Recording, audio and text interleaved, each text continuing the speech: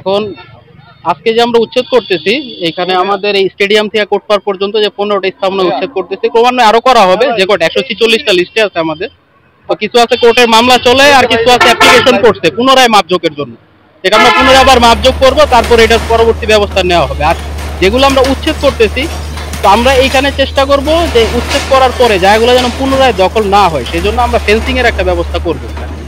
Fencing করে যেন এই অংশে আর তারা না ঢুকতে পারে। আরেকটাই করতে আমরা চেষ্টা করতেছিল যে এইখানে ফুটপাথ বা দেখা যায় হাঁটার জায়গা, যে কিছু জায়গা আছে বাইসাইকেল লেন, এরকম কিছু করার আমরা একটা চেষ্টা করছি। মানে এখানে একটা ডিজাইন করা, ওইভাবে ডিজাইন করো, ওইভাবে এস্টিমেট দিয়ে আমরা একটা চাহিদা দিব উপরে, যে শহর যেহেতু শহরের ভিতরে আপাতত ফোর লেনটা যেহেতু হইতেছে না, আমাদের ফোর লেনের প্রস্তাব হইলে আসলে একটা টাউন বাইপাস হবে আমাদের, সেটা হলো রুদ্রকর থেকে আপনার প্রেমতলা ব্রিজ পর্যন্ত।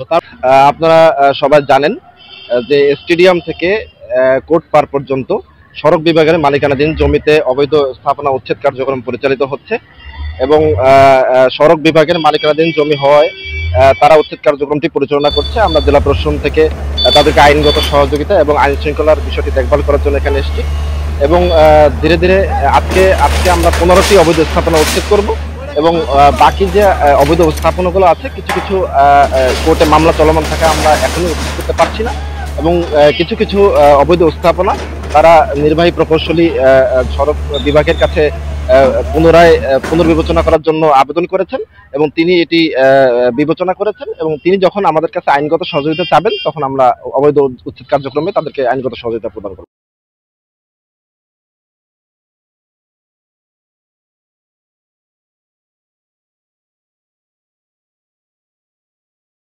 আমাদের থেকে কোর্ট পার থেকে স্টেডিয়াম পর্যন্ত সড়ক বিভাগের জায়গায় অবৈধ স্থাপনা উচ্ছেদ করা হচ্ছে এবং সড়ক বিভাগের মালিকানাধীন জমি হওয়ায় তারা উচ্ছেদ কার্যক্রম পরিচালনা করছে। আমরা জেলা প্রশাসন সার্বিক সহযোগিতা এবং আইনগত সহযোগিতা সহ আইন শৃঙ্খলার ব্যাপারটি দেখভাল করছি। আজকে আপনার স্টেডিয়াম থেকে কোর্ট পার পর্যন্ত 15টি স্থাপনা অবৈধ স্থাপনা আমরা উচ্ছেদ করব। আমরা সকল দপ্তরের যে অবৈধ স্থাপনাগুলো আছে তাদের চাহিদার প্রেক্ষিতে যখন তারা জেলা প্রশাসনের কাছে আইনগত সহায়তা চাবে আমরা আইনগতভাবে সহযোগিতা করব। আমাদের অবৈধ দখলদার যারা আছেন তাদের বিরুদ্ধে আমাদের অভিযান অব্যাহত থাকবে, আইনগত ব্যবস্থা আমরা নেব। সরকারি স্থাপনাগুলো আমরা আমাদের উদ্বোধন কর্তৃপক্ষের সাথে আলোচনা সাপেক্ষে আমরা আইনগত ব্যবস্থা নেব।